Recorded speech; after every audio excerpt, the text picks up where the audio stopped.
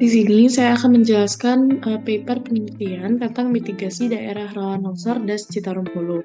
Penelitian ini dilatar belakangi oleh perubahan penutupan lahan di daerah aliran sungai, memberikan pengaruh cukup dominan terhadap debit limpasan.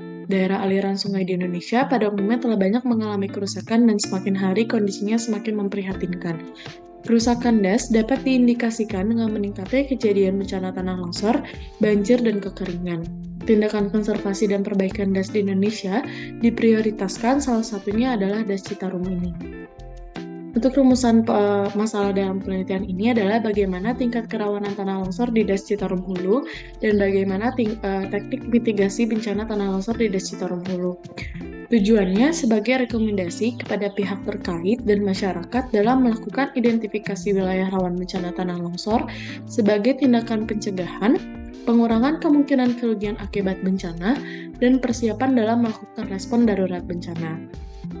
Untuk hasil dan pembahasannya, analisa daerah rawan longsor menggunakan penilaian scoring dengan melihat beberapa faktor, yaitu yang pertama faktor kemiringan lereng, faktor geologi, faktor tinggi hujan, faktor penggunaan lahan, dan faktor aktivitas dan kepadatan penduduk. Yang pertama, faktor kemiringan lereng. Pada das Citarum Hulu ini didominasi oleh kelas lereng 1, yaitu pada kemiringan datar 0 hingga 8% dengan luas 635,20 km persegi, di mana kondisi kemiringan tersebut berada paling banyak di daerah Kota Bandung dan sekitarnya.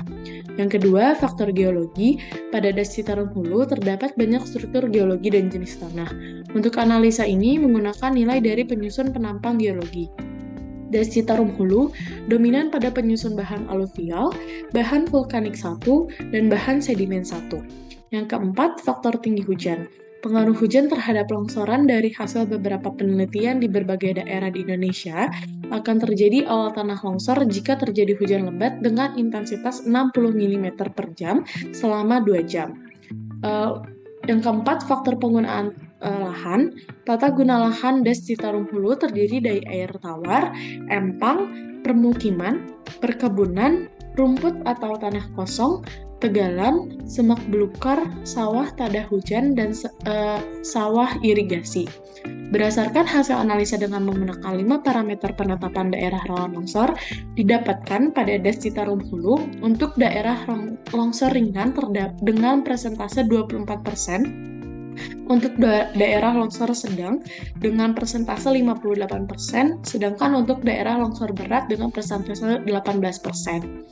Dari gambar di samping dapat disimpulkan area potensi longsor paling banyak terdapat di daerah hulu, yaitu subdas Cisarea, Ciwidey, dan Cisangkuy.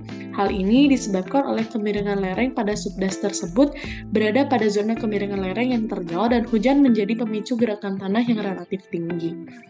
Untuk teknik mitigasi bencana tanah longsor dapat melalui sistem drainase, sistem perkuatan lereng, penahan gerakan tanah, meminimalkan pembebanan pada lereng, memperkecil kemiringan lereng, mengupas material gembur yang tidak stabil, mengosongkan lereng dari kegiatan manusia, penanaman vegetasi dengan jenis dan pola tanam yang tepat, serta perlu diterapkan sistem terasering dan drainase yang tepat pada lereng.